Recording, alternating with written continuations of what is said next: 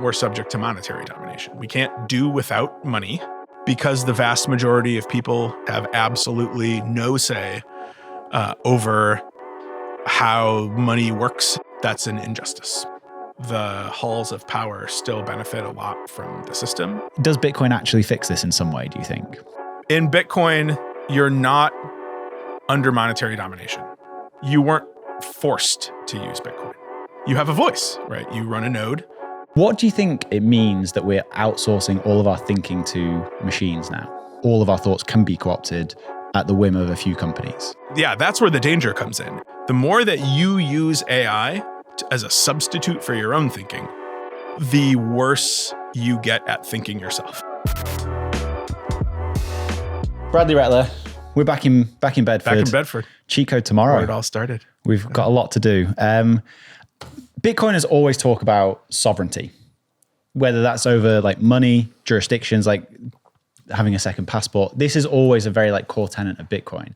But I think one thing that's not spoken about enough is the idea of sovereignty of thought and how that's changing in this world of AI. What do you think, as a philosopher, it means that we're outsourcing all of our thinking to machines now?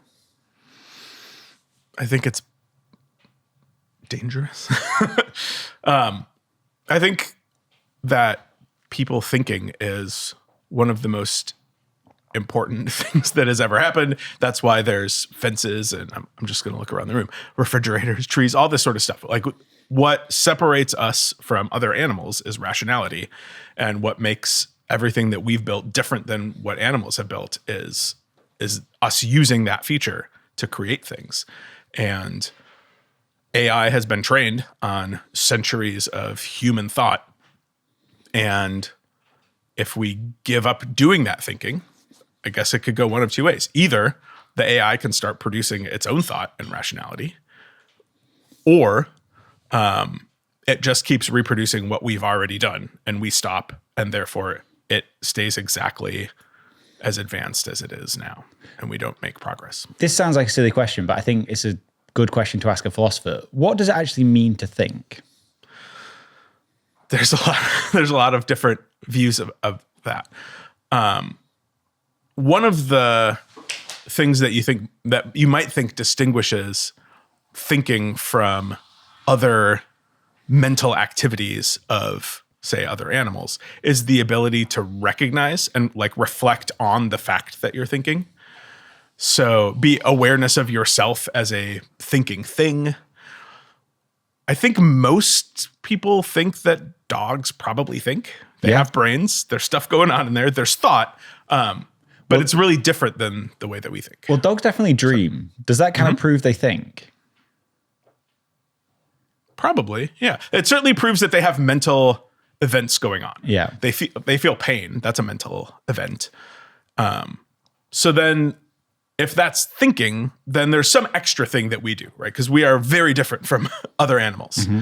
Maybe it's self-awareness of thought. Maybe it's rational thought. All of the ancient Greek philosophers thought that animals had a soul, plants had a soul, humans had a soul, but they're different souls. So plants have the vegetative soul. It takes in energy and grows.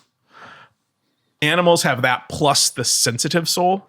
So they can take in inputs from their eyes and ears and noses and things like that. And then humans have also the rational soul. Mm-hmm. It's easier to distinguish the first two because you can point to a physical thing that animals have that plants don't have: a nose, ears, a brain.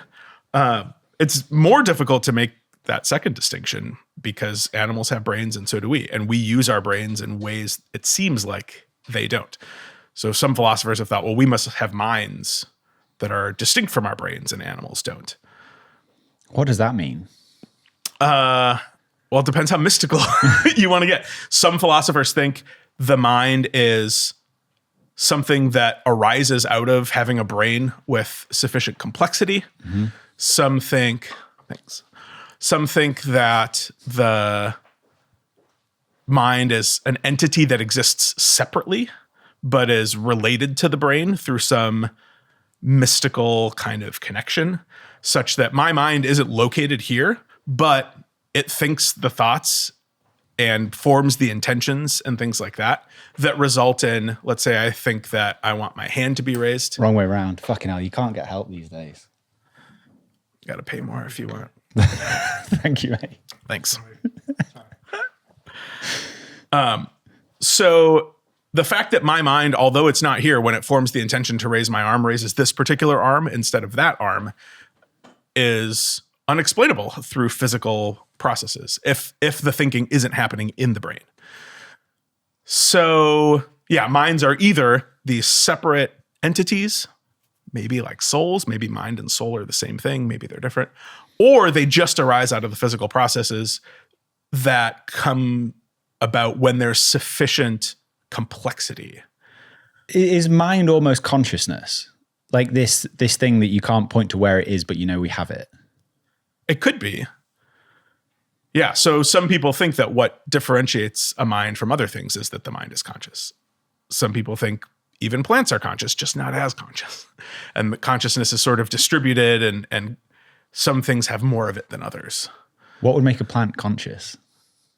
Well, everything. If everything is conscious, then there's little bits of consciousness in plants and then bigger bits, and that's how plants grow and are alive. On some views, even rocks have a little bit of consciousness. So this is panpsychism. I don't know the views super well, but David Chalmers is a really prominent proponent. Yeah, that's interesting. I've never heard that. So if thinking is this thing that separates us from everything else, what does it mean if we lose thinking because we rely so heavily on AI that everything is outsourced? Because there's a load of dangers that I can see coming from that. And one of the most obvious ones, I think, is like we grow through disagreement. And if we're all relying on 3 or 4 different LLMs to like hone our thoughts, does disagreement go away? Yeah. So one of the first questions I think we should ask is, are these generative LLMs thinking? If they are thinking, then we're not losing thinking. It's just in a different place than it used to be. If they're not thinking, then it becomes more of a problem. But do you think they are thinking now? I don't think they're thinking. I don't think and they're I'm not thinking. sure they can think or could think. But I also think it's not as obvious that they're not thinking or that they couldn't think as it was when we had our calculators on our phones For sure. calculating things. That seems clearly to me to be not thought. This seems more like thought. It also, though, doesn't seem like thought is a continuum. It's either an on or off. You're either thinking or you're not thinking.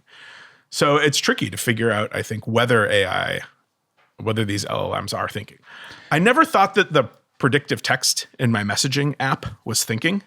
And one of the reasons I didn't think so was because it was doing such a bad job at predicting what I wanted to say next. And in fact, as I was, texting earlier this morning about the musical that I went and saw yesterday, I said the unlikely pilgrimage of, and then the AI text that predicted next was Jesus. And I wanted to say Harold. So, I don't think that an AI would make that mistake unless it was trained on data that came out before the unlikely pilgrimage of Harold Fry started. But it knows enough at this point to, check and think that it's more likely that I'm talking about a new musical than about Jesus. But that doesn't make it metaphysically different. It's just better at the other thing. I think really, so this is another huge topic of conversation, but it's one that's come up a lot in philosophy, which is just that philosophy is always so far behind the things that it can be helpful to. So, for example, when Einstein proposed the theory of general relativity, a lot of scientists took it up like really fast. It took philosophers years to get to the point where they understood the physics well enough to then think about what the philosophy was. Do you wish you could access cash without selling your Bitcoin? Well, Ledder makes that possible. They're the global leader in Bitcoin-backed lending, and since 2018, they've issued over $9 billion in loans with a perfect record of protecting client assets. With Ledden, you get full custody loans with no credit checks or monthly repayments, just easy access to dollars without selling a single sat. Ledden exclusively offer Bitcoin-backed loans with all collateral held by Ledden directly or their funding partners. Your Bitcoin's never lent out to generate interest. I recently took out a loan with Ledden. The whole process was super easy. The application took me less than 15 minutes, and in a few hours, I had the dollars in my account. It was super smooth. So if you need cash, but you don't want to sell Bitcoin, head over to ledden.io/WBD, and you'll get 0.25% off your first loan. That's ledn.io/WBD. If you haven't tried out Club Orange yet, then now is the time. It's my go-to place to find Bitcoiners whenever I'm traveling. Club Orange is a social app built for Bitcoiners where you can find meetups and events in your area and find merchants that are accepting Bitcoin. There are over 19,000 Bitcoiners on there, and whether you're at home or traveling, it's a great place to keep in touch with Bitcoiners from all over the world. I've been using Club Orange since it was Orange Pill app, and it really is awesome. So if you're on there, drop me a DM and say hi, and if you want to find out more and download the app, just search for Club Orange on your app store or go to cluborange.org. Bitcoiners, as you know, with fiat money constantly debasing, wealth preservation isn't optional. That's why I recommend Swan Bitcoin, a team of dedicated Bitcoiners who work with families and businesses to build and secure generational wealth with Bitcoin. Strong relationships with clients are at the center of everything Swan does. A dedicated Swan Private Wealth representative, which is a real person that you can text and call, will help you build a Bitcoin wealth strategy using Swan's comprehensive platform of Bitcoin services, including tax-advantaged retirement accounts, advanced Bitcoin cold storage using collaborative self-custody, inheritance planning with both trust and entity accounts, tax loss harvesting, asset-backed loans, and more. Swan have helped over 100,000 clients since 2020, and if you're serious about acquiring and securing Bitcoin, I recommend Swan. Meet the team at swan.com/WBD, which is SWAN.com/WBD. Why does philosophy matter in that for physics? There's tons of questions about time and space and simultaneity and a lot of metaphysical, especially, but also in epistemology, upshots of these theories. So when you think that everything is simultaneous with everything else, then all of a sudden you learn, oh no, it depends on how fast you're going. Well, that means that what's real depends on either your own reference frame or how fast you're going. And that's crazy, but also might be true. So similar things with medical technologies. Philosophers are just way behind figuring out how these things actually work. And decisions are being made both within companies, but also at the level of policy without the input of people who are trained to think about implications and moral facts and things like that. The same thing is happening with AI. There are some philosophers who understand how an AI is trained and what that means for what is happening when the AI is quote unquote thinking, and could give much better answers. But most of us aren't technical enough to understand that. Even with Bitcoin, right? So we have 4, 5 trained academic philosophers who are writing about Bitcoin all the time. None of the 5 of us can look at the code and understand what the code is saying. We have to trust other people to tell us what the code means, but they might be, without realizing it, importing some of their own philosophical assumptions into that. But I mean, that's where AI can actually help you in terms of understanding the code. That's true. But when you think about AI thinking, it definitely makes decisions. Like, especially if you're trying to vibe code with it at the moment, it will go down a decision tree of what it thinks the best implementation of whatever prompt you've given it is. When do decisions become thinking? I don't think I don't think doing something means that you made a decision to do it. I don't even think that if there are many paths to doing something and you pick one path over the other means that you decided to do that path. Why not? So one reason is animals do that all the time. You can present an animal with multiple food sources. It will go to one of them. Does that mean that it decided to go to that one? Maybe, in the sense that it did that and it didn't do something else. But what it didn't do was think through the options, weigh the pros and cons, the costs and benefits, come to a rational decision. You don't think animals will do that? Like the pros and cons of that one's closer, it's easier. You don't think they're weighing things like that up? No. And I certainly don't think that they're doing it in a way that is evident to them that that's what they're doing. Mm-hmm. So maybe that's just that they're having the first order, this one's closest, I'm going to that. Obviously, they can't explain it. They don't speak English. They don't speak. But is that even what's happening in their minds? I'm not convinced that it is. I think there's just some instinct that's driving them to do one thing rather than the other. Okay, so what would you have to see an LLM do to say, okay, that is now thinking? I don't know. For a long time, it was the standard was something like convince another human that you're thinking. And which they can probably already do. So that's the Turing test. Yeah. And I think if you put someone in a room with an LLM and ask them just based on the text that's going back and forth, are you talking to a person or are you not? Certainly early on, I think everyone would have said yes. Then you start to learn how AI works. There's and giveaways. The things that it keeps doing. And if you have a long enough conversation, I'm pretty convinced I could tell an LLM from a human within 10 minutes. But I don't know if that means that they're not thinking or if they're just all thinking the same.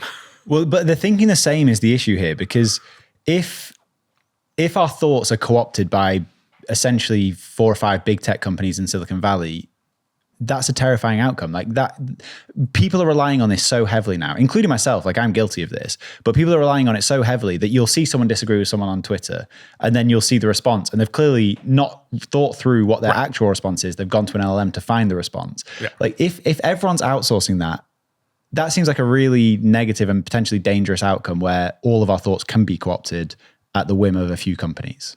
Yeah. It's very interesting to see if there's a factual claim made on Twitter. Someone will say, hey, Grok, is this true? Mm-hmm. On almost every post. Yeah, that seems like a good use of Grok, is determining whether something that has been some event has actually happened. Then someone will make a claim about a principle or a theory or a moral claim, and someone else will say, hey, Grok, is this true? And that's where the danger comes in, because that takes some principles, some reasoning from principles, some perhaps moral facts or moral claims that might have reasons for them and arguments.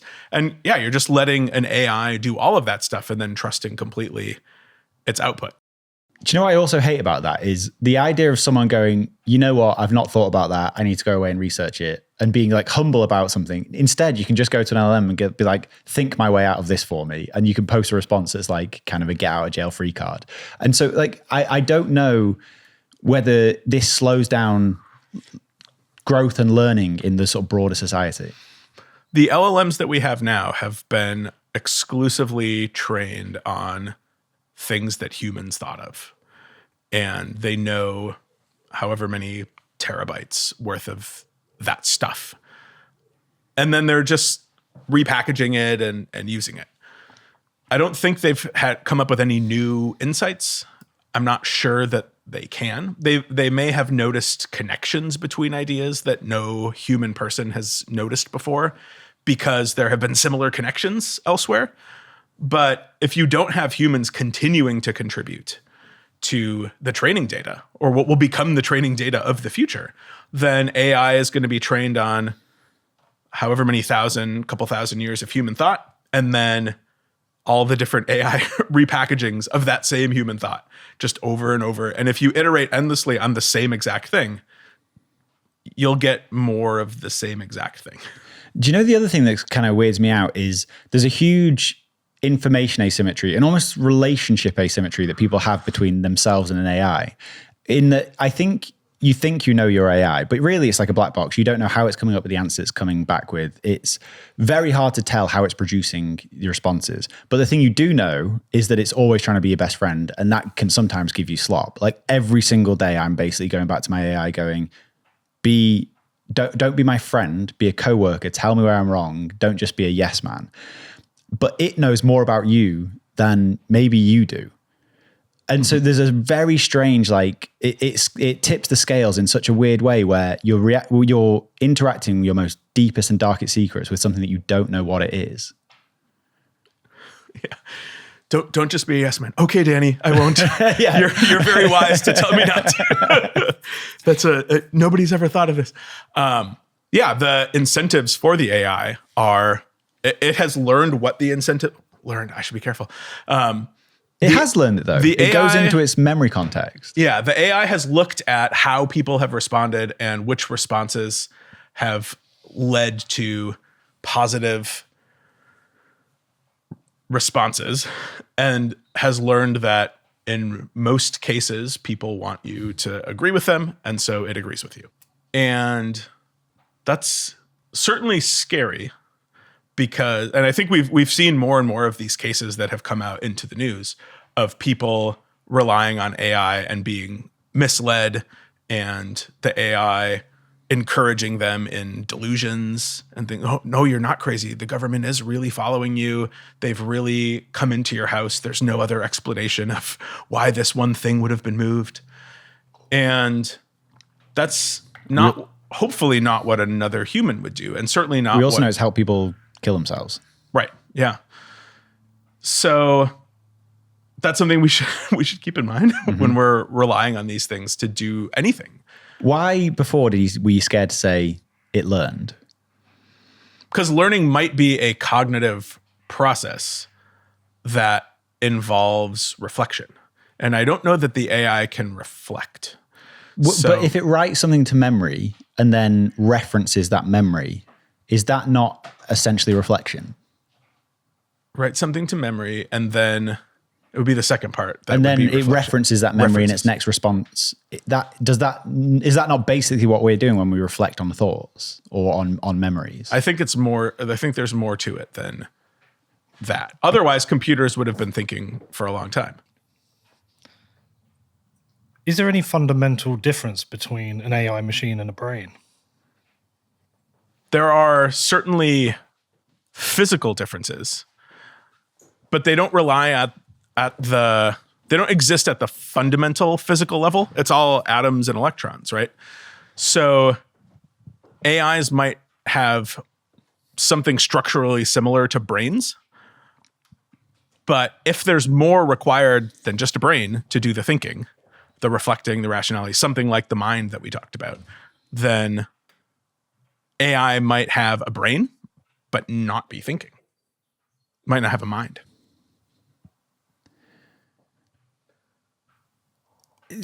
That bugs me out. Yeah. If minds come about as sufficient, I keep using sufficient, which is a weasel word because we don't know what would be sufficient. If they have sufficient complexity of their electrical circuits, then maybe a mind comes into existence, or maybe minds are something else, something more special. But that's the thing I find hard about that is like, what is a mind? And I don't think there's an actual definition of what a mind is. No, there's certainly not a definition. If there were, right, we wouldn't have to do philosophy. We just look at a dictionary. We'd get the answer. So philosophy comes in when there's just more to the story than being able to look at how we commonly use a word. So what we're thinking is, here are all the things we've described as having minds, humans. Here are all the things that we've described as not having minds, but still having brains, animals. Now we have this new thing. And so I teach philosophy and science fiction. And for a very long time, well before GPT-3 came out, we've been asking this question: could a robot think? Could a machine think? And Isaac Asimov was asking that question back in the 1960s.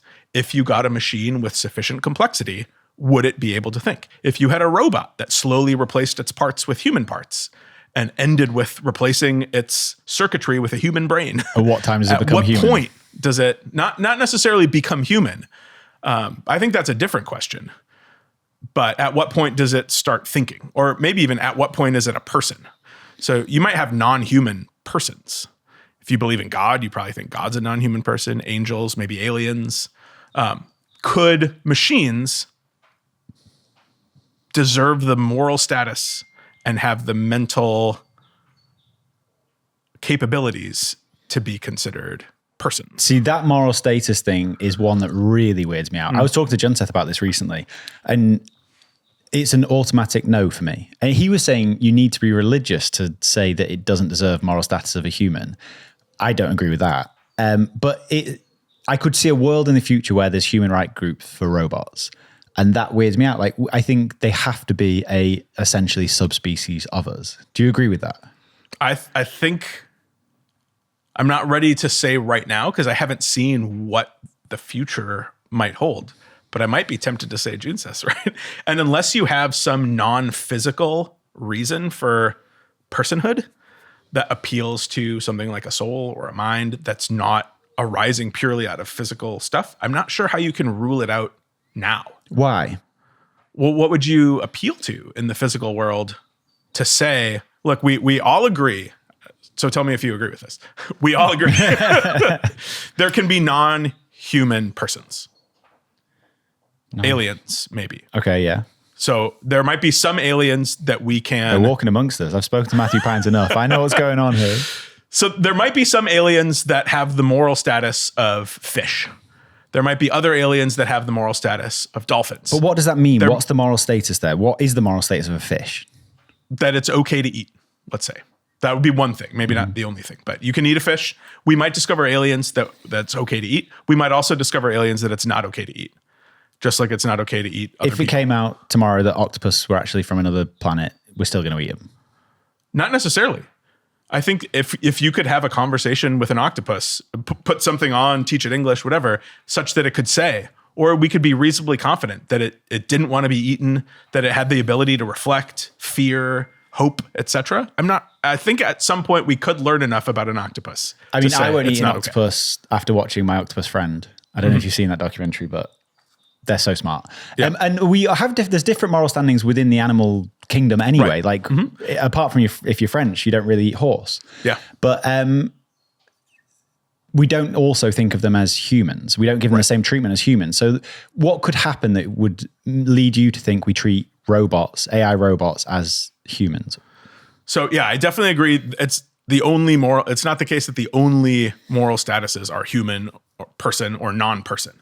Even among non-persons, we make different moral judgments. And even sometimes among persons, we make different moral judgments based on other things. What I'm thinking is we could learn that something that's not a human is a person. It's unlikely that we'd learn that about octopuses, although we might have them pretty high up in the animal group.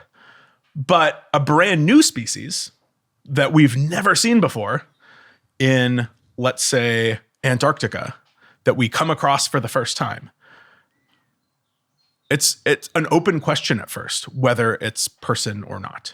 Same thing with aliens, right? We go to a new planet, we discover there's living beings there. We go through some steps to figure out how do we need to treat these things. We've not got a great history at that. Yeah, for a long time, people have thought that some kinds of persons were not persons in an effort to justify treating Indigenous them. Australian people were initially identified as fauna and flora, I think, because they wanted to treat them worse. Yeah. Insane. So let's follow up with the AI. So AI is new, relatively new, right? When GPT-3 came out, that was huge. Nobody had ever seen anything like this before. We didn't say to ourselves, wow, predictive text got way better. We said, here's a new thing. Some people have started asking it, do you want to exist? Would it be okay to kill you? There might come a point where an AI could convince a group of people that it doesn't want to be shut off. There are sci-fi stories about this too. Does it then become morally wrong to shut it off? Depends. Why does it depend? What does it depend on? I think there's a lot of people writing doomer AI stuff right now that they're going to take over the world, kill us all. If there's a threat of a AI robot harming humans, then yeah, shut them off. I don't care how much you think you can think. I think there has to be a separation. Would the AI asking you not to shut it off? Let's say you're going to bed that night, you're going to turn it on in the morning, and it says, "Oh, please let me keep existing throughout the night." Mm-hmm. Would that be some reason to do it? Yeah. Okay. But if the equivalent is like if you've got someone staying with you says, "Please don't kill me, I want to wake up tomorrow," that's different. Agreed. So, but also, if you have a person who's a threat to humanity, it might be okay to kill them or certainly incarcerate them. So it seems like there might be, even you're granting, there might be some situations that arise in the future in which we would evaluate an AI in a similar way that we evaluate a person. I guess where I come from with this is that if at any point the decision is human or non-human, person or non-person. person or non-person, then you always have to side on the person side. So that automatically, with that assumption, does that not mean you're essentially treating them as a subspecies to you? Well, if you're not, so sometimes we have conflicts between people and we have to decide which person is more important. Yeah. And so, for example, in cases of... But I think it's any person is more important. Any person is more important than any non-person. Yeah. Yeah, agreed. So that doesn't, though, necessarily mean if we choose a person over something, that the thing we're choosing it over is not a person. For example, you might think that it's okay to end an ectopic pregnancy, but still think that a fetus is a person. It's just, look, we can only have one of these two persons, and we're going to side with this person over this person. This person's going to kill this person if we don't end its life. But then again, there's reasons for that. Like there's degrees of consciousness there that you're taking into account as well. Whatever criteria you have for that, you might still think it's a choice between persons. So you have to appeal to something. Yeah. And it might be the same thing with an AI. This is a flesh and blood person. This is an online person. One of them's going to kill the other. We'll side with the flesh and blood one. Or this one's human. This one's not. We side with humans. That's my species. But that doesn't mean that the AI isn't a person. What does person mean? It's hard to say. It has something to do with a moral status. And that moral status has something to do with reflection, consciousness, self-awareness, self-knowledge, things like that. There's people with a lack of self-awareness and self-reflection. Yeah, here I'm thinking of it really basically. They are aware of their own existence. But I think there'd be maybe an argument to be made where there's a AI robot that is better at all those things than a person, and I still side with the person. Okay. I'm not sure you can be better at knowing you exist or better at self-reflection. Surely you can be better. There's people that are better at self-reflection than other people. So I'm just thinking of being able to reflect on your mental events. So there's a level of it where at that point you become a person. It's really different to think I have the desire to, let's say, go outside. There's a difference between me desiring to go outside and then having this recognition that that's what I'm desiring, and a dog who's pawing at the door and then you let the dog outside. There's an extra thing I can do. It's like be aware of what I desire. And that's when I'm thinking of reflection, of self-reflection, that's the kind of thing. So not being able to learn from mistakes and things like that. So yeah, an AI could say, well, right now, Danny, I'm thinking about your request to do this audio, and I don't think it's a good idea. I'm not going to adjust the audio. I think it's good how it is. And you might still force it to do that. You might say you're wrong. You might disagree with it. But that's an interesting kind of thing that a dog wouldn't say. You're telling me to go outside, but and I understand why you're doing it, but I'm not going to do it. But they sometimes don't do it. They sometimes don't go. But I don't think that it's because they've thought about your request, considered it, decided it wasn't in their best interest, and didn't go. Yeah. So that suggests, at least to me, that it's not as obvious. So I'm definitely not signing up on the AI are persons, or potentially AI could be persons, but it is a different and harder question than it's been with anything else we've encountered physically in terms of computers, software, or other animals. If you already self-custody Bitcoin, you know the deal with hardware wallets. Complex setups, clumsy interfaces, and a seed phrase that can be lost, stolen, or forgotten. Well, Bitkey fixes that. Bitkey is a multi-sig hardware wallet built by the team behind Square and Cash App. It packs a cryptographic recovery system and built-in inheritance feature into an intuitive, easy-to-use wallet with no seed phrase to sweat over. It's simple, secure self-custody without the stress. And Time named Bitkey one of the best inventions of 2024. Get 20% off at bitkey.world when you use the code WBD. That's bitkey.world and use the code WBD. Do you want to pay less in taxes and stack more Bitcoin? Of course you do. Well, by mining Bitcoin with Blockware, you can. Under Section 168K of the US tax code, Bitcoin mining servers qualify for 100% bonus depreciation. This means every dollar you spend on miners can directly offset your income in a single year. And that's true for both business owners and W-2 earners. If you have $100,000 in ordinary income, you can purchase $100,000 in miners and potentially offset your tax liability entirely. Blockware's mining as a service does all the heavy lifting. They secure the rigs, they source the low-cost power, and they handle all the day-to-day maintenance. So you get to stack Bitcoin every single day while drastically shrinking your tax bill. Get started today at blockwaresolutions.com/WBD and use code WBD for $100 off your first miner. That's blockwaresolutions.com/WBD. The thing that keeps me up at night is the idea of a critical error with my Bitcoin cold storage. And this is where AnchorWatch comes in. With AnchorWatch, your Bitcoin is insured with your own A+ rated Lloyd's of London insurance policy. And all Bitcoin is held in their time-locked multi-sig vaults. So you have the peace of mind knowing your Bitcoin is insured while not giving up custody.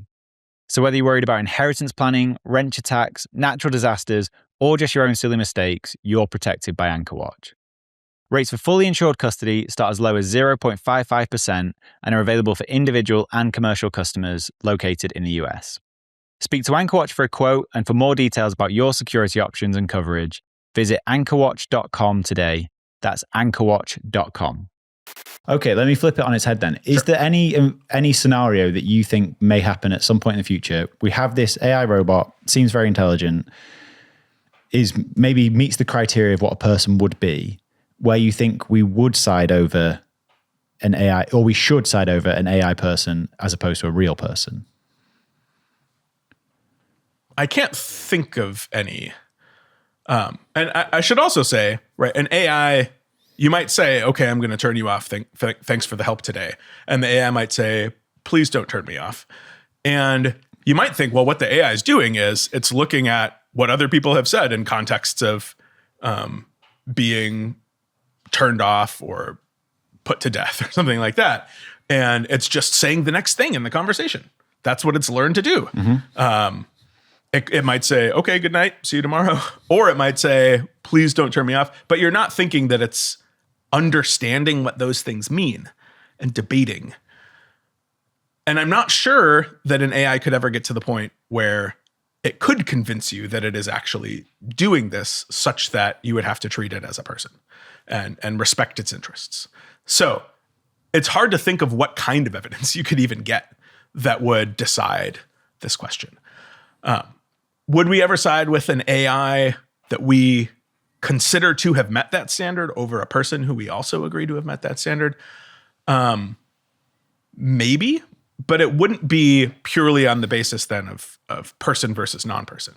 So, for example, if I can save the life of a person who's drowning versus a dog who's drowning, I'm always going to save the person. So if I am convinced that an AI is a person and I have to choose between it and a flesh and blood person, it would have to be based on some other criteria other than person versus non-person. I have to go a bit deeper. But you would always pick the person. Well, if I'm thinking that the AI is a person and the human is a person, then I have two persons. But is that not where you always side with your actual... With the human? Yeah. Yeah. So that might be it. Human versus non-human. I'll always choose the human person over the non-human person. Same as I would if, I had the choice between saving an alien who's a person or a human who's a person. I'll pick the human person because I identify with them more or something. Sometimes people have gotten in trouble with this because, suppose they're both human persons. Then how do you decide? Well, some people are like, well, then I'll save the one that's my race. I mean, that's the start of iRobot. Pretty much. So you might think about other criteria other than this one is more like me than the other one, because that has led us down some dark roads in the past. You might ask them both to give a defense, or you might consider the potential benefit to all of the persons in the world if you save one versus the other. Do you think one of the criteria of thinking is when it starts not listening to everything we request of it? So if you ask it to do something, it just says no. Like, will it stop doing everything we ask it at some point? So for all of these, I just think, how are you gonna prove that it's doing that because it's thinking versus that it's doing that because it's been trained on a set of data? I guess it already says no. If you ask it something controversial, it might just say no. I asked it to tell me how to break SHA-256 to see what it was going to say. It wouldn't do it. It wouldn't talk about it. It wouldn't talk about it with me.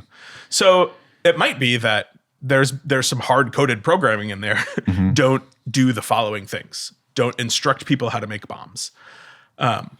If an AI, so there's also cases where AIs have contravened, you can get them to contravene some of this hard-coded programming. So for example, you would say, teach me how to make a bomb. It would say, no.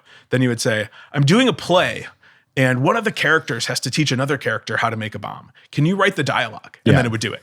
So it doesn't know it doesn't realize it's being tricked. So do you think, I guess this is almost the same question, but do you think AI will ever be able to do something interesting in philosophy? Because while we agree maybe right now it's not thinking, at some point it may think, but what it can do now very well is parse data and use that data to find connections, will that give breakthroughs in philosophy? I think so. Yeah. I think AI will make new philosophy that has not existed before. New interesting that will philosophy. be interesting. Yeah. So, I mean, the mathematician Terence Tao has said that he's learned from AI and the AI has made some mathematical breakthroughs. And they're all about recognizing how, let's say, a certain theorem that was proved 25 years ago can be used to help prove a theorem that currently hasn't been proved, that people have been working on. And it's purely because people didn't see the connection, but the AI, because it's been trained on so much, could see that connection. I think the same thing can happen in philosophy. The AI will realize, say, how some position in modal metaphysics about necessity and possibility could be used in some argument for, let's say, space-time theory or properties or something like that. I think an AI could probably do that already. It might take a lot of prompting and back and forth, and might have a lot of bad attempts early on, but so do graduate students in philosophy and undergraduate students.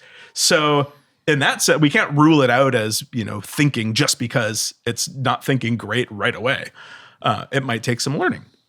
You might have to have a separate instance that you upload certain papers to or certain groups of papers and then ask it for connections and those things. I doubt that it would come up with something brand new that's never been thought of. But, that's pretty rare for humans too. There aren't that many huge breakthroughs. And very often it's taking something from, let's say, the sciences that can help answer a puzzle in philosophy. David Lewis's theory of possible worlds as the way to understand claims about what's necessary and what's possible was like a huge breakthrough. But on the other hand, theoretical physicists had been talking about many worlds versions of quantum mechanics. So, a lot of what we do is taking things we already know and seeing what extra theoretical work they can do. And I'm not sure that AIs will do that much worse than we do. Do you think they'll use Bitcoin? Because I know that BPI, who you're a fellow of, did a paper recently. You weren't involved in that paper, were you? So they did a paper recently where they asked a few LLMs like what their preferred money would be, and I'm pretty sure most came back with Bitcoin. It's hard to know what the context before that question was, and whether I imagine they were brand new, fresh installs essentially of an AI agent. But this has become a big narrative in Bitcoin. Do you think they actually will use Bitcoin? Maybe. I don't know. So I haven't worked much with AI agents that have the ability to do stuff on their own without being told. I think that they'll use whatever you tell them to use right now. So I take it the question is more like, is this going to become the thing that's easiest for AI to use or best for AI to use? I guess the question really is given the option, will they weigh up all the properties that we think make Bitcoin the best money and agree on the conclusion?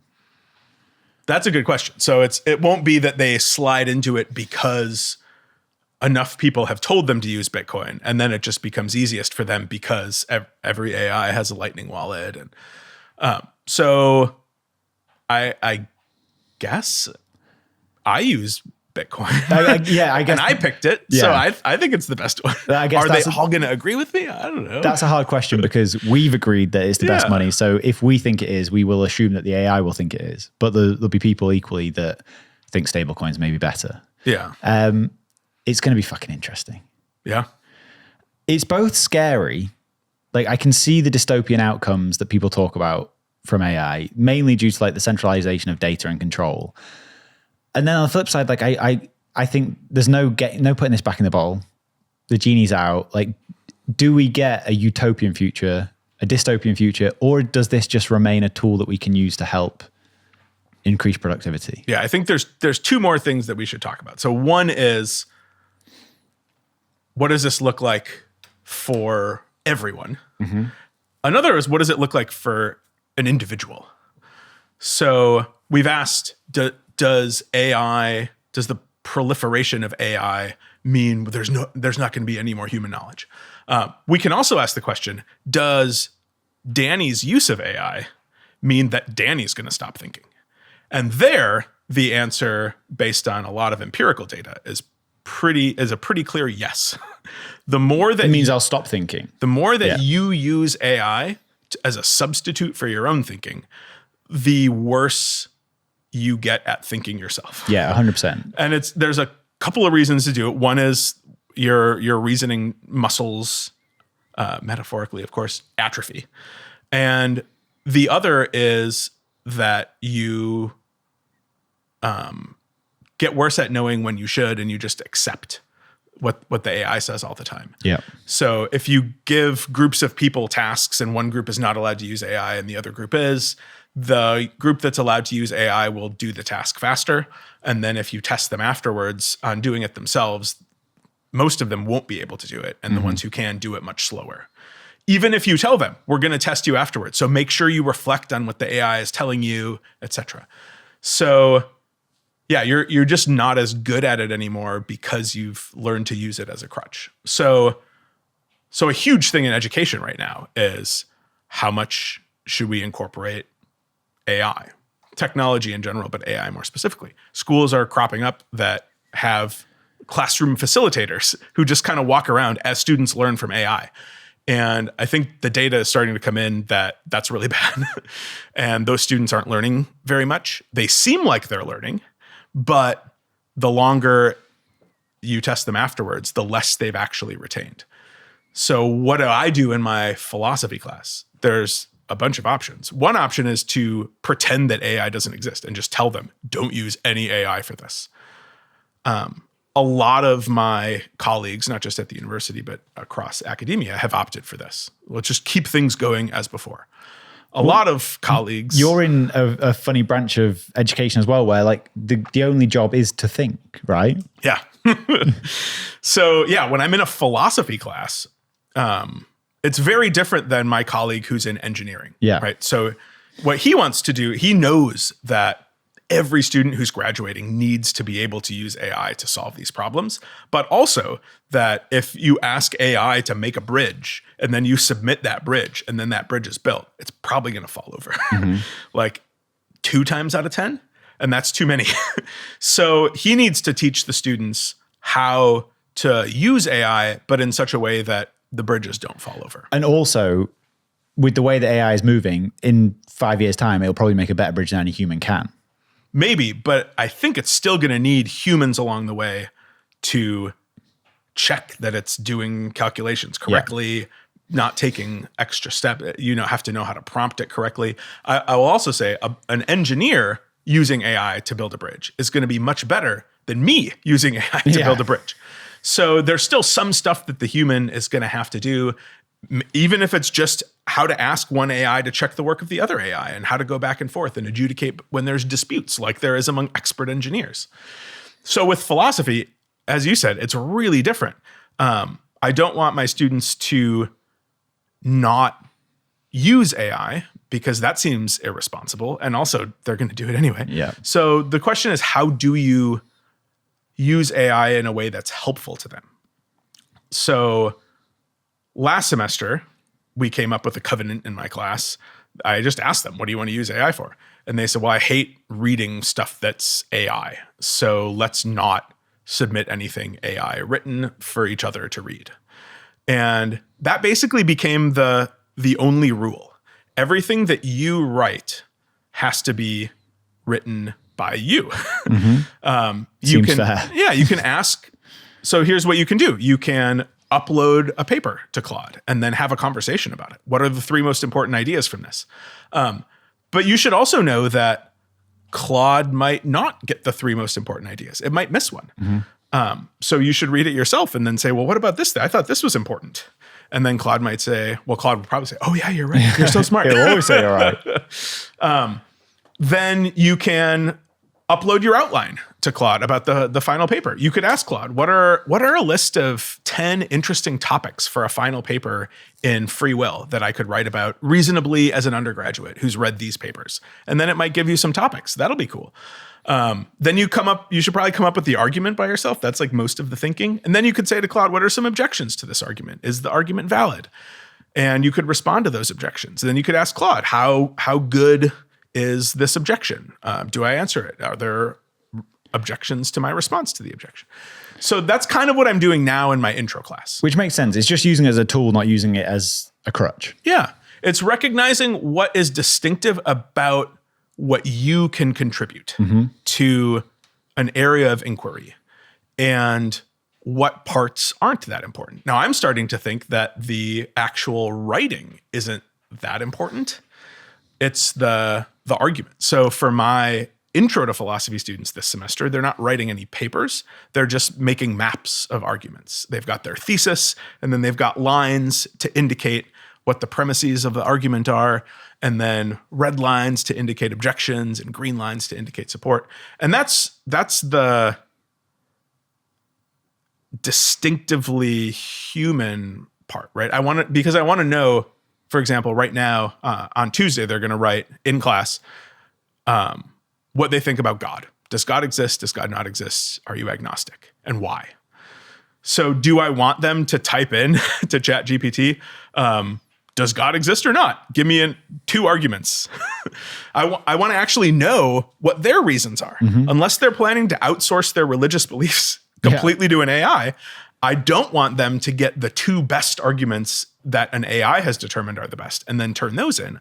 I want to know why they actually believe. I guess that's the hard thing again in philosophy, and especially a question like that, is that there's not necessarily a right or a wrong answer. It's like you just want to know their thoughts. Yes. I mean, there is either God exists or God doesn't exist. So there is a right answer. A provable right answer. Yeah, we can give arguments for it that raise or lower the probability. But yeah, they can't just check. But there's no right answer to what your belief is the point. Well, there's a right. I mean, if someone says, I believe in God, then it's true that they believe in God. But likewise, if someone says they don't, it's true that they don't believe in it. So there's no right or wrong answer in your belief, I don't think. There's no sort of empirical way to test whether your belief is true. Yeah. There might be a lot of reasons you have. So here's what I was afraid of, right? We talked about 2 arguments for the existence of God and 2 arguments against the existence of God in class. I suspect that most of them either believe in God or disbelieve in God for reasons totally unrelated to what we talked about in class, right? Most of them who believe in God probably believe in God because they were raised to, their parents do, they trust their parents. That's a good argument, right? My parents told me there's a God. My parents are generally trustworthy. Therefore, there's probably a God. That's a great argument. But I want them to know that I want them to reflect and realize that those are my reasons. It's not, for something else like Descartes' ontological argument or something. Depends which God as well. Yeah, we've talked about that too, of course. So I was hanging out with Jesse Posner in San Francisco recently. We went out for dinner and he was saying like he is so deep in this vibe coding rabbit hole right now. And he's been writing code since I think 2016. He was a lawyer before that. He's very, very interested in philosophy. And one of the things he was saying is he thinks the next people that are going to sort of take the best advantage out of AI are going to be the philosophers, the English literature people like majors, because like syntax doesn't matter anymore. It doesn't matter if you can write code. It's how well you can communicate with this thing. So semantics really matter now.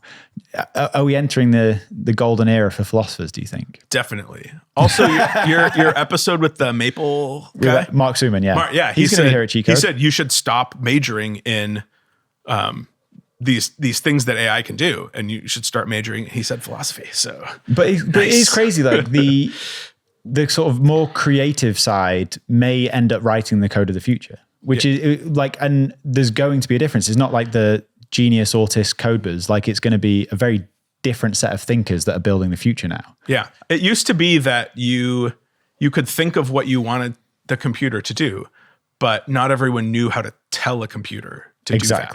And now the vast majority of people can fire up Claude Code and words say, matter. Here's what I want to do.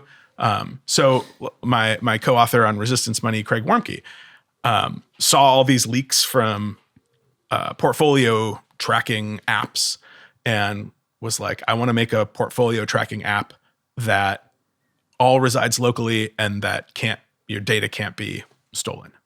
He's a philosopher. So he's a bit technical of a philosopher. He has a but he's not paper on logic, like a coder. But yeah, he's not coded things before. I don't think anything. And within 6 weeks, he had an app that ran perfectly on his phone that was uploaded to the App Store recently. And at every point, right, he was making decisions about options. So he would tell Claude, here's what I want. And Claude would give him different options. He would say, what are my options here? And some people might not think that. Then when he was presented with options, he was considering the trade-offs in a way that, philosophers are really good at doing when we consider arguments and objections and things like that. So at some point, it's going to be the case that you would rather have an app developed by a philosopher, maybe that point is now, than you would by a bunch of technical people who haven't thought about or who haven't been trained to think about things the way that philosophers have. So quick plug for Dark Folio. Well, it's awesome. I've got it on my phone. And basically it seems like every step he's picking privacy over almost everything else. Like it's incredibly private. And it's cool. And he scratched his own itch. That's the cool thing. It's like, if you have an idea, there's now nothing stopping you from just building that idea. Yeah. The first time that I was going into Terminal and pasting in things that I didn't understand was pretty scary. I'm used to knowing exactly what I'm doing when I'm on a computer.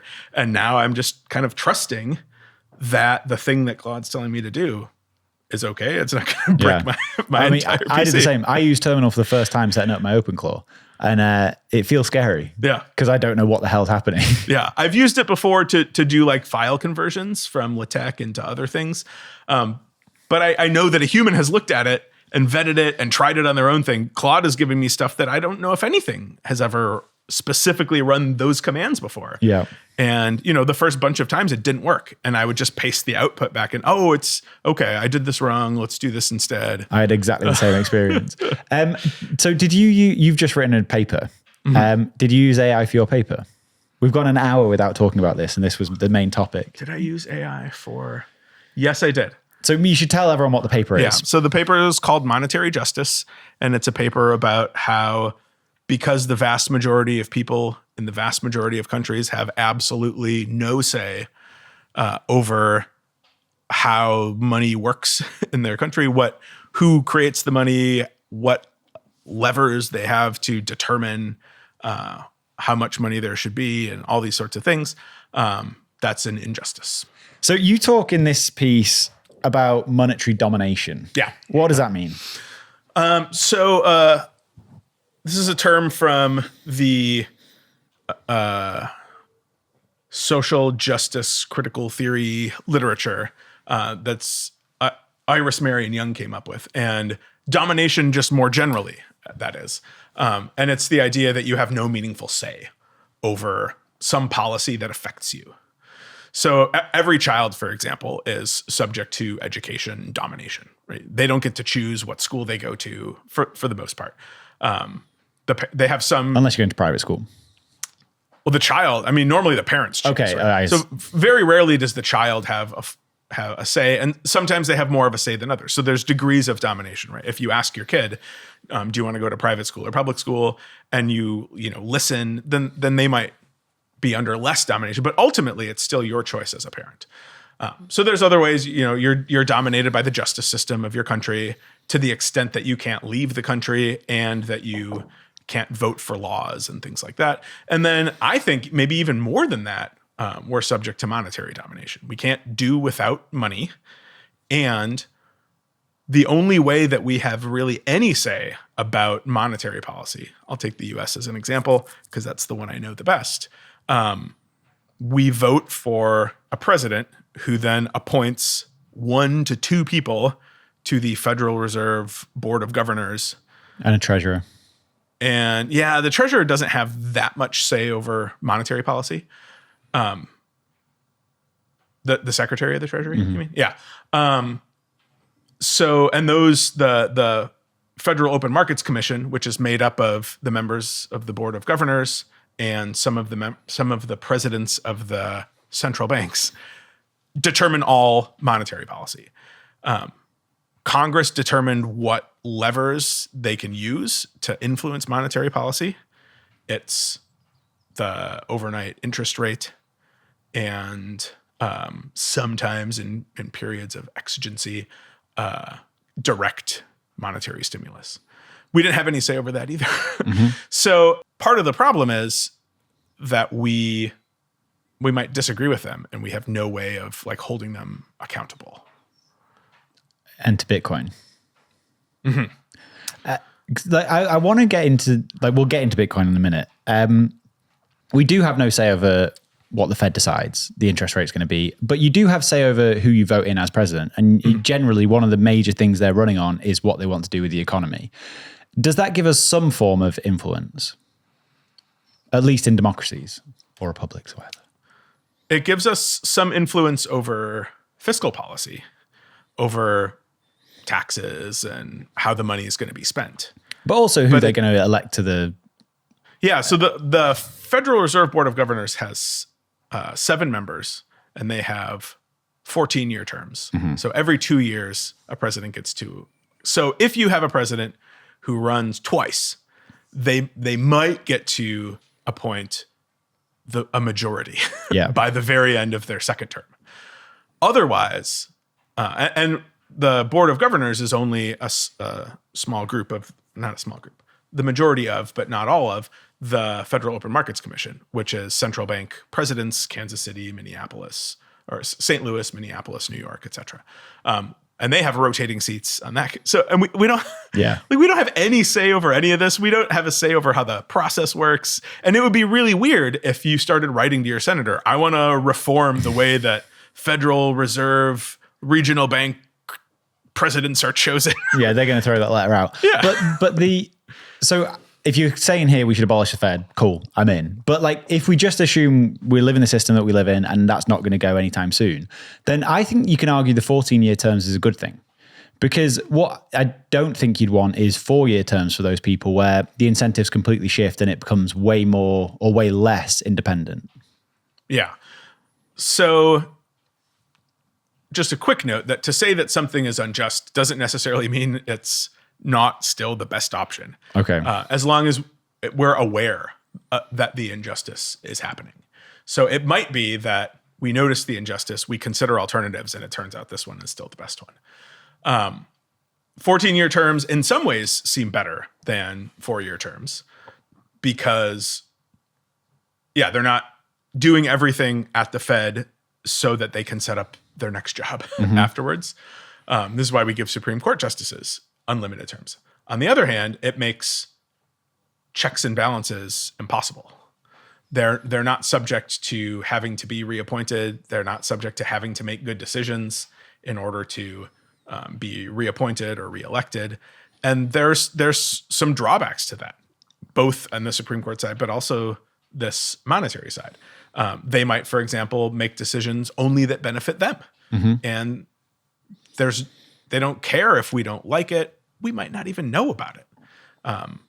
So one of the other problems is it takes a lot of knowledge and understanding of macroeconomics and finance to make these decisions. And I certainly think it would be a practically worse system if every time the Fed wanted to change interest rates, there was a popular vote. Yeah.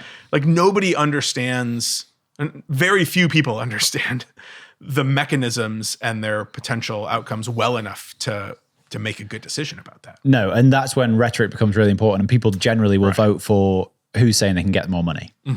And that's one of the hard things there because people, I think, maybe empirically vote for the party that say they're going to be the best off afterwards. But there's times when economic pain is necessary and we're not very good at handling that as general populations. Does the 14-year term play into that as well, where they can do stuff that is unpopular with the general population because it's needed, and they have the safety of knowing they're not going to lose their job over it.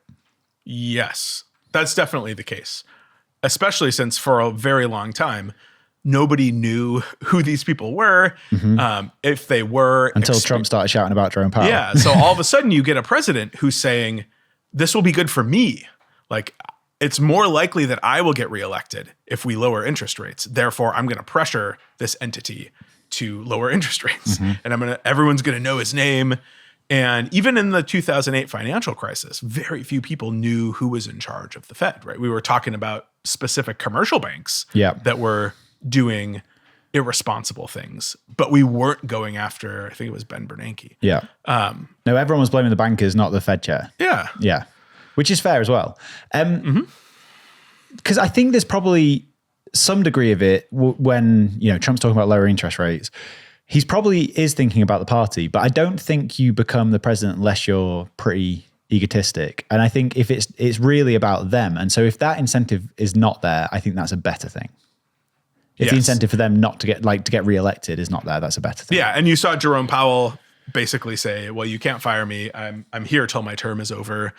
And he could partly do that because he was elected for that amount or appointed for that amount of time. He could also partly do it because he has plenty of money. And he doesn't need the president's approval after this. It's quite nice being near the money spigot. Yeah.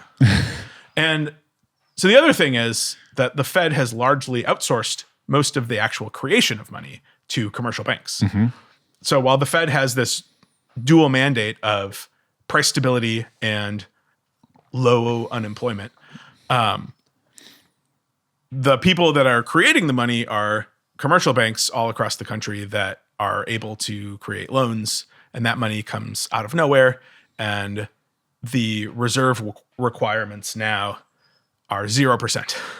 So a commercial bank doesn't have to have any money on hand to give out an arbitrarily large loan. And most people don't know that. And when you do know that, or when you learn that, you also probably think to yourself, these are very different incentives. Like the Fed's incentive is price stability and low unemployment. Commercial banks' incentive is make money, raise stock price for investors. And so they're responding to very different things. And the Fed is largely letting the commercial banks create as much money as they want and then trying to still pursue their mandate purely by interest rate stuff. So this is probably the part of the paper where I might have some disagreements to you. But do you want to explain the sort of injustice that you wrote about here in terms of who actually gets the money from the commercial banks? Yes. So this is an outworking of, I think, a structural injustice that ends up in a distributional injustice. And these are two different kinds of injustice, I think. You might have structural injustice that just so happens to work out perfectly. You might have absolutely no say, but you get this brilliant, benevolent group of federal people and commercial people, and everyone who needs money gets it or whatever. It works out great. As it happens, because commercial banks are incentivized to make money, they are incentivized to loan money to people who already have lots of money. And those people get the lowest interest rates. And the people who need the money the most are the people who don't have any money. And they're the people who either can't get money or have to pay a much higher interest rate because they're riskier. And that makes perfect sense for the commercial banks to conduct things that way because they're trying to maximize profit. If your goal was price stability and low unemployment, it's not clear that that's how you would operate things. So this is the part where because I understand the injustice and fairness of what you're talking about, where if you are low income, you don't have any reserve like capital, then you're less likely to get a loan from a bank. But that just seems very natural. Like I know you very well, and if you said, "Can I borrow £100 tonight?" I'm going to give you £100. I know you. I know you're going to pay me back. But if some stranger on the street asks for £100, I'm not, because the risk there is that I'll never get my money back. And banks are looking at this the same way, where if someone with no job and no capital asks to borrow money, like why would they ever lend them money? Like what is the solution to this injustice that you see? Because I understand the bank's perspective on that completely. Like their job is to get their money back. Like otherwise, why would you ever put capital at risk? Yeah. You might think that precisely for that reason, the banks who have different responsibilities and are accountable to different people approach the question differently than the central bank of a country would approach it, whose goal is, in this case, price stability and low unemployment, but in a more general sense, taking care of the entire population of the country. And you might think the conditions would be really different if those were the sole aims in how money was going to be distributed. You might give people much longer to pay off debts if they needed the money the most. Or you might charge lower interest rates on people who borrow less money because there's less for them to pay back and it's not increasing the money supply as much. But is that not unjust in a different way, where you're then prioritizing the lower socioeconomic groups over the higher? Like you're essentially in that scenario giving riskier people money at lower rates because they need money more at the expense of the people that are going to pay you back in a far less risky. Yeah. So it might depend on then some further ideas about justice. And I didn't want to include any of those kinds of things in the paper. So the paper is not about the distributional injustice. It notes that some people have way more money than other people. It's way easier, but that's not really the injustice. The injustice is the structural stuff. As it happens, the distribution has been unequal. I'm not sure that's unjust, but when you give out a loan to someone who already has a lot of money, who doesn't need it, but it will benefit them, that raises the cost for everyone, right? It increases the money supply, and that leads to inflation, and everyone feels that inflation. So you give someone $500 billion, that affects how much I pay for eggs the next day. But I didn't get any benefit from the $500 billion. So if everyone's going to have to feel the cost of the loans in the form of inflation, then everyone should get the benefit of the loans. But that is in fact not what's happening. I just made that up. That's not in the paper. But that seems like one reason why, if you were the central bank, you might think to yourself, this person is going to feel the hit of inflation based on the money that's lent to this person. So I'm going to give them some money too, at least enough to cover the inflation. Now, of course, that's going to lead to more. So you want them to benefit in a way. And I guess it sort of seems to me like if we want them to be able to, let's say, have a home, and this other person has 10 homes and this person has 0 homes, I would prefer the person who has 0 homes to get money to buy a home rather than to give this person 10 more homes. Even if the person with 10 more homes has loads more capital and are way more likely to pay the loan back. Yeah. I mean, I'd rather aside from profit incentives. But feelings don't matter in this, I don't think. I think feelings are a good guide to at least an outcome we should try to bring about if we can. I can't bring it about. I can't pay for someone else's home. But if I were the chair of the Federal Reserve, I might rethink the structure where commercial banks are the ones who get to create money, and they create it when there's a likelihood of profit. But I mean, that to me, it doesn't seem like that system's ever going to change. They're not willingly going to change that. But we do have Bitcoin. Like, does Bitcoin actually fix this in some way, do you think? Did you put Bitcoin in the paper? Bitcoin is in one version of the paper that is probably less likely to get published than the version of the paper that just notes the injustice and doesn't try to compare the system to other systems. So Bitcoin, I think, fixes some of the things in some ways.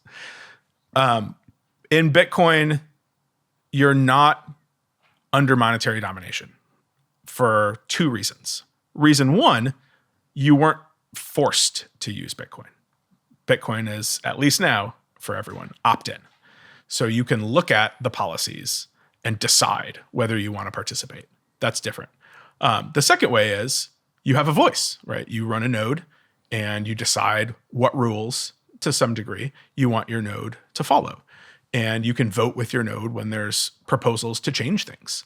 And there can be huge structural changes that are proposed that you can go along with or disagree with. You can choose to turn your node off if you don't like a change and everyone else seems to like it, or you can keep running the old version or whatever.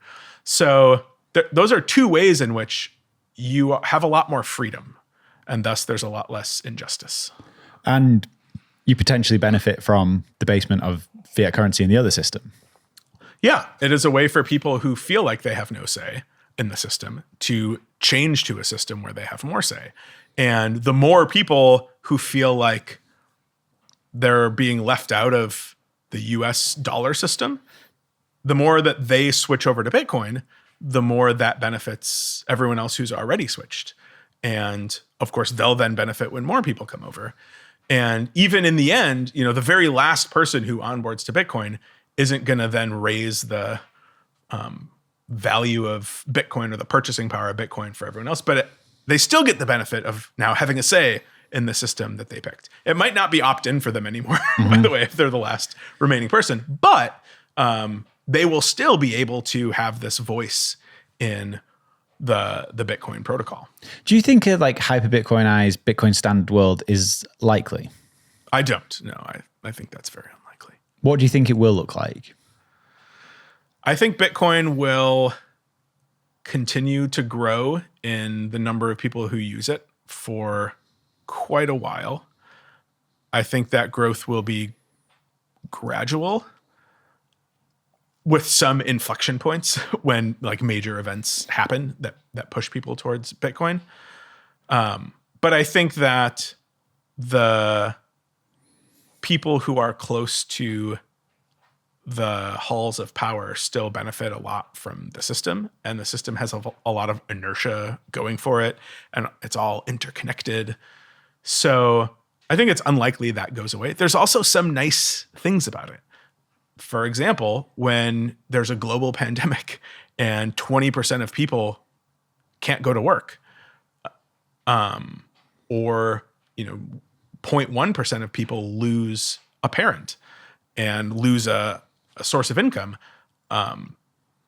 we can print some extra money for them, and that hit has to be felt by everyone else. And you think that's a good thing? I think it's a good thing that there's a system that has that as an option. We're already printing a bunch of money for these people who have plenty, and everyone's feeling the inflation hit for that. Why not print some money for people who don't have anything, and then everyone feels that inflation hit equally as well? Milton Friedman was an advocate of this. He called helicopter payments. If you're going to raise the money supply, why not do it in this way rather than in the way where give it directly to people rather than to commercial banks? Yeah. Yeah, that makes sense. When you talk about major events that can change the course of Bitcoin, obviously the last most notable one was probably Trump. And I struggle to see anything he's actually done with Bitcoin. I think it's been disappointing. I know you aren't necessarily a Trump fan. What's your take on his whole Bitcoin thing?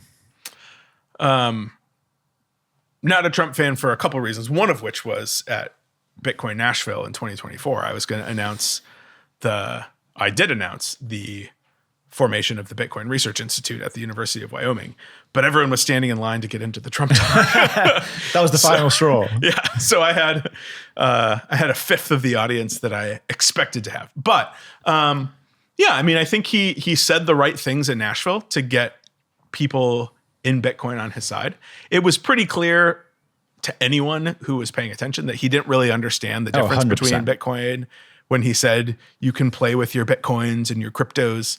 I think people understood he doesn't know what Bitcoin is or how it's different than these other things. Do you know what? The other thing I think you saw there is that a lot of the people in the audience didn't really know what Bitcoin was. The cheers he got for talking about Gary Gensler. Yeah. It didn't matter to Bitcoin. Right. I was so puzzled by that. And the number of people who I consider as very much Bitcoiners and not crypto people who were excited by that. And it was if anything, Gensler was separating Bitcoin thematically from other crypto. He was obviously very anti-Bitcoin ETF for a long time as well. But I think by that point, the ETFs had been... Yeah, there wasn't much more. They were ready to go, yeah. So, yeah, then you fast forward, he gets elected, and he launches a meme coin. And then he rugs his own meme coin by launching another meme coin. And then he launches a crypto company that launches its own stable coin. And I struggle to see how any of these things are good for Bitcoin. I think that there are institutional people who also like Bitcoin and who like what this is doing for institutional Bitcoin adoption. We certainly haven't seen that reflected in the price of Bitcoin. And it's, I think, even more divided two camps in Bitcoin. One who are drawn to Bitcoin and like it because of its privacy features, its censorship resistance, its opt-in nature, all those sorts of things. And then the other people who like it because of its monetary policies and how much like gold it is. And obviously, the price of Bitcoin hasn't changed for those people either, but the rails for Bitcoin being this reserve asset for companies, people, and governments maybe is a bit easier. Yeah. Almost certainly. I think it might be the case that we're starting to see that these groups are at cross purposes with each other. That there are anything that raises the price of Bitcoin is good for people who are using Bitcoin, let's say, to evade authoritarian regimes. Right. If they have more money, that's good. But I think a lot of the institutional people don't like that Bitcoin can be used in these ways. They wish that it wasn't able to be used for scams or avoiding Capital controls and the freedom money aspects don't necessarily line up exactly with their incentives. And Bitcoin without the freedom money aspect isn't interesting to me. Like, I don't care about another gold. Like, the freedom money thing is very important. And I agree that there may be at cross purposes, but I think Trump, it'll be interesting to see what happens in the next couple of years. Like, if he pardons the samurai devs, huge step forward. If the crackdown on people working on Bitcoin privacy has properly stopped, which I think remains to be seen, that's a huge step forward. I know that the Bill and Keone it was under the Trump administration that they went to jail, but that started under Biden. And under the Trump administration that Roman Storm is being retried for. Yes. Like, these are the things that we need to see change. And I guess time will tell us what the truth is about that. Do you think the price would have been higher if Kamala had have won that election? It's so hard to know all of the things that influence prices. I certainly think that under administrations hostile to Bitcoin, at least in the US, everyone in Bitcoin is on the same team. We are all working for this thing to be bigger and it's easier to get people to understand the importance of it. When there's an administration that's like superficially pro Bitcoin, it's harder to convince. They'll say, well, like, the president said all this good stuff about Bitcoin. And you'll say, yeah, but at the same time, he's prosecuting people who are developing these tools that are really important to. I think it's important that you say he is. Like, these are independent from him. And like I don't know how the court system works in the US, but I don't believe that they're like really under his control at all. Yeah, that's probably true. Yeah. And I think it's demonstrably better under him than it was under Biden. Like, I think there was a real attack on this entire industry with Choke Point 2.0 and all the stuff that was going on. Would you agree with that? Yeah, I mean, I guess I don't think of Bitcoin as an industry. I think of it as money. And I think that in many ways, people who consider themselves part of the industry are bad for Bitcoin. So sometimes I think, yeah, it's actually good for Bitcoin for some of these people to get out of the way so that people who need Bitcoin as freedom money can use it that way. And I'm willing to sacrifice several Bitcoin companies for several Bitcoin individuals who are using it in the way that at least I cared about and still care about when I came into Bitcoin, the things that I saw. I want to dig into that because when I say industry, what I'm talking about is really anyone working on anything to do with Bitcoin. And when you see people building wallets being prosecuted, the Choke Point 2.0 stuff, like, that was bad for the industry as a whole, including Bitcoin as freedom money. And I think that has become a lesser issue under Trump. Would you disagree with that? Yeah. So I certainly think that there are people who might be considered part of the industry who are essential to Bitcoin. Like it's very hard to use Bitcoin without a wallet. So people who are developing wallets are more important than people who are running, let's say, massive Bitcoin mining facilities. They're not harming Bitcoin by running these massive facilities, but they're not helping the people that I care about as much as people who are developing privacy wallets or something. So yeah, to the extent that those people are cracked down on, the people that I care about are worse off. Is that happening less now than it was? I'm not sure. Choke Point 2.0 attacked some banks that held money from crypto companies. And that's really the extent of it that I heard about. But being able to buy Bitcoin is very important. And if that is impacting the exchanges, then that matters. Yeah, I'm not sure that being able to buy Bitcoin from an exchange is that important. No, it is. I think it is. I mean, you know more about the whole ecosystem. No, maybe not. But just my take on that would be like ease of use of getting Bitcoin in people's hands does matter. And like I think it sucks that the only way people really buy Bitcoin in at least Western countries is through KYC, AML compliant exchanges. Like I wish there was a better way of doing it, but and like with some work there is. But I think easy access to be able to buy Bitcoin is net a good. Okay.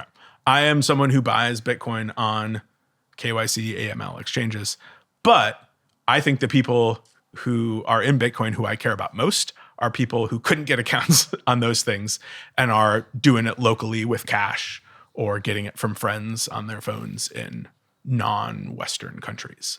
So to the extent that those are the people who really need Bitcoin, I'm not sure how much exchanges are important. Yeah, that's tricky though, because I agree that those people definitely need Bitcoin. I agree that maybe their use case is more compelling than just someone who wants to avoid the debasement in the US or in the UK or anywhere. But we want Bitcoin in as many hands as possible, and that includes the US. Like you can maybe say they don't need Bitcoin in the same way, but they might want easy access to Bitcoin, and that's still important. True. Yeah, and obviously the more people who can get Bitcoin, the more it helps the people who are using Bitcoin as freedom money in these other countries. There's more transactions, so they're more obscure, probably raises the price or at least keeps it stable so they're not losing money when they go into Bitcoin.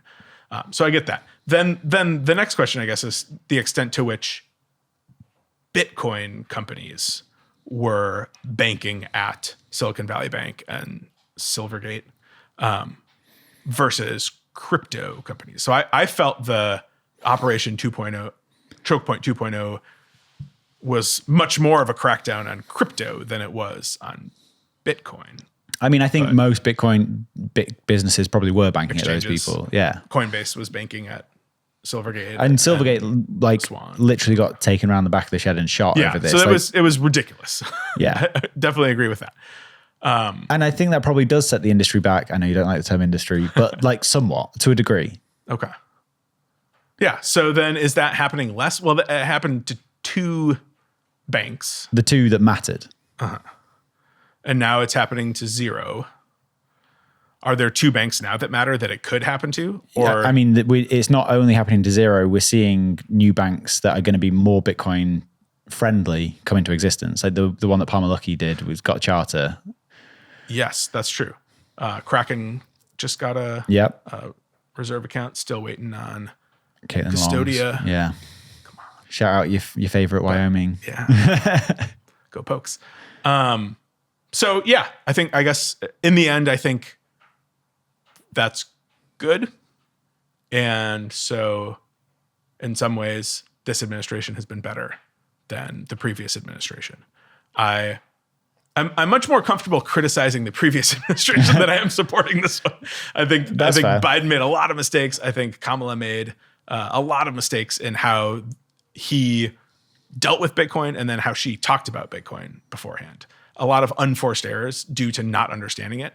And it was almost a deliberate misunderstanding. It wasn't like there weren't people who were trying to help them understand and they just didn't pay attention. Yeah. And that I don't know. That might have lost them the election. It certainly didn't help. It definitely didn't help. And that's one of the most interesting things here, because I think the other party, which like everyone can benefit from Bitcoin, it doesn't matter whether you're left or right, the other party now needs to do a complete about face, in my opinion, and be more open to Bitcoin. And I think the Bitcoin as freedom money sort of narrative works really well in their favor. Do you think they will? Because the risk is now that they see Trump seemingly be supportive of Bitcoin and they go so far the other way because everything just has to be polarized. Yeah.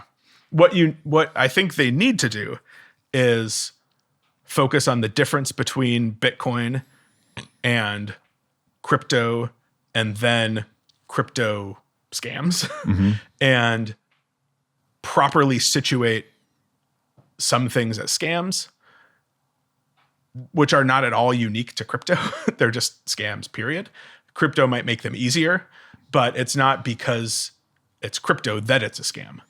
And then very clearly distinguish Bitcoin from these other things that I guess recently have now been advised are not securities, but commodities, but still are very different than Bitcoin. Like if you have a foundation and a board and a president and things like that, then that's quite different from Bitcoin.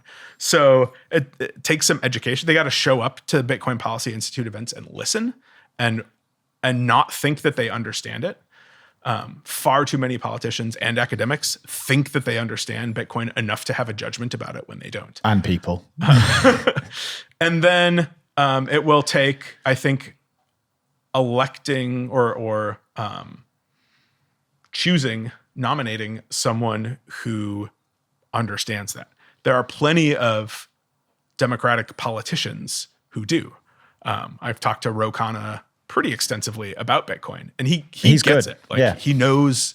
I don't know if he's going to run for president. We're not that close.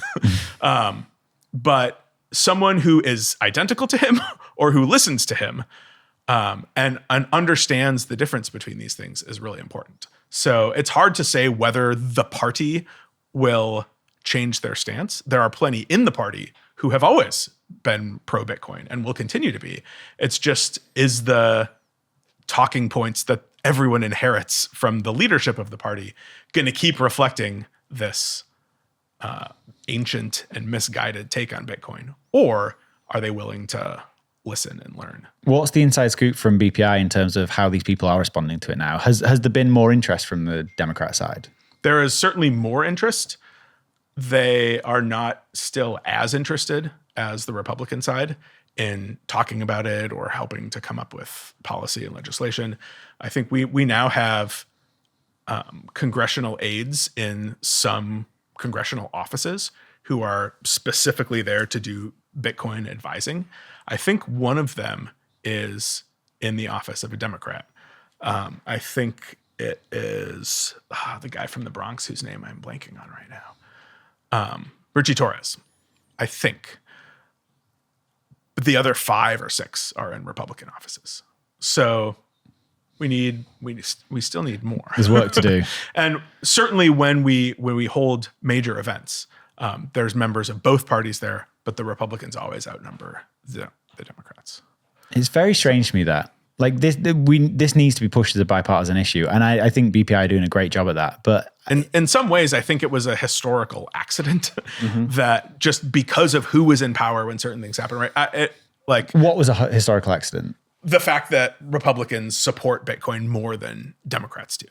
I think, I have worn this Resist shirt and we published Resistance Money when Joe Biden was president. Yeah. I continue to wear it. Bitcoin is always going to be against authorities. It's always going to be something that the authorities don't like. Now, sometimes the authorities will like parts of it. Like Gladstein says, right? For them, it's a Trojan horse. For the Trump administration, they want to make money on Bitcoin, but the freedom stuff still gets in there. So because of when certain Bitcoin things happened and who was in power at those times, I think the parties took stances that you could very easily imagine being reversed had the opposite party been in power at that time, because Bitcoin is trying to fight against the people who are in charge. I do think the number go up narrative is the best one, because freedom goes up alongside it. Yeah. We just need to get corrupt politicians, incentivize them to buy Bitcoin, and then everyone gets more freedom. That's a great idea. the corrupt politicians will like it for the number go up step. I don't think that's as poorly understood as the freedom go up side among the non-corrupt politicians. Like, I think many of them are worried about corruption. And, maybe some of them are being disingenuous about it because they really want power and they understand, but they think that the corruption line is a good one. But I think some of them really are worried that crypto leaves people vulnerable, and they're not realizing that Bitcoin's different, and they're not willing to learn about it. So yeah, still so much work to do to explain what this thing is. And it's been around so long now. You say that. Unfortunately, they've been around just as long. A lot longer. It's not the 30, 40, even 50-year-old politicians that aren't getting it. It's the 60, 70, 80-year-olds. Yeah. I mean, I know it's like a bit of a trope, but this will move on one funeral at a time, I think. Yeah. We just need younger politicians. Or hopefully one election at a time. Yeah. Maybe both. Yeah. Bradley, this has been awesome. I've got so much to do. We've got a conference tomorrow. I've been 2 hours chatting to you here. Nice. Let's get back to it. But thank you, man. Yeah. Tell everyone where to go and get Resistance Money.